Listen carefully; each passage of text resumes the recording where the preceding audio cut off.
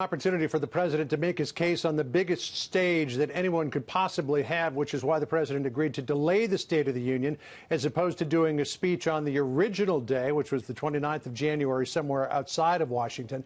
But the president already getting criticized by the Senate Minority Leader Chuck Schumer, and the president responding today on Twitter saying, quote, "I see Schumer is already criticizing my State of the Union speech, even though he hasn't seen it yet. He is just upset that he didn't win the Senate after spending a fortune like he thought he would. Too bad we weren't given more credit for the Senate win by the media." Immigration will lead off the president's list of priorities tonight, which also include infrastructure, health care and drug pricing, trade and deregulation. Some of those are agenda items on which the president believes he can get bipartisan agreement. Others, like immigration, of course, will be much harder. However, Congresswoman Katie Hill from California, who was on with you earlier today, indicated this morning that she could accept the president's proposal for increased money for humanitarian assistance, increased money for strengthening ports of entry, protection for DACA recipients, and then $5.7 billion for a steel barrier. Listen here.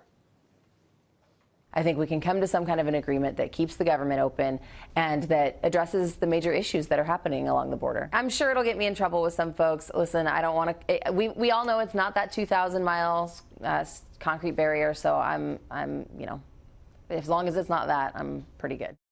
As long as it's not a 2,000-mile concrete barrier, I'm pretty good with that. And the president has said repeatedly that it's not. If he can't get an agreement from Democrats before the 15th of February, he's got a couple of options. He can shut down government again or declare a national emergency. I guess he could also do nothing as well. But his aides believe that a second government shutdown won't net him anything more than he got the first time, and that an emergency declaration would likely get tied up in the courts, and then you're sort of out of options. But what Congressman Hill said this morning, and you and I talked about this, Bill, off camera, was significant. The White House believes there are a lot more Democrats that feel that way. The question is, are they willing to break with Nancy Pelosi, or will they stay in line with her? The First Lady with 13 special guests tonight in her box.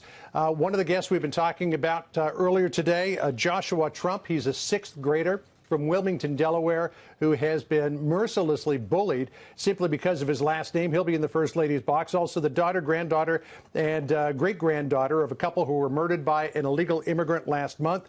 Matthew Charles, the first person released from prison under the new First Step Act. Timothy Mason, a Pittsburgh SWAT team member who nearly lost his life stepping in to the line of fire at that Tree of Life synagogue shooting. Also a cancer survivor, a young woman recovering from prescription drug addiction, and more.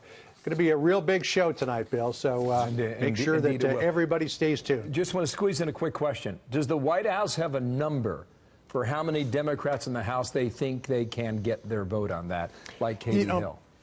I don't think that they've got a specific number, and I don't know if they even think that they've got enough to pass it. So, as they said, I don't think they've got anything specific. There's just a sense that there are a number of Democrats who feel the way Congressman Hill does. Some who are gettable. Okay, John, thank you so much. John Roberts, you bet. Thank you.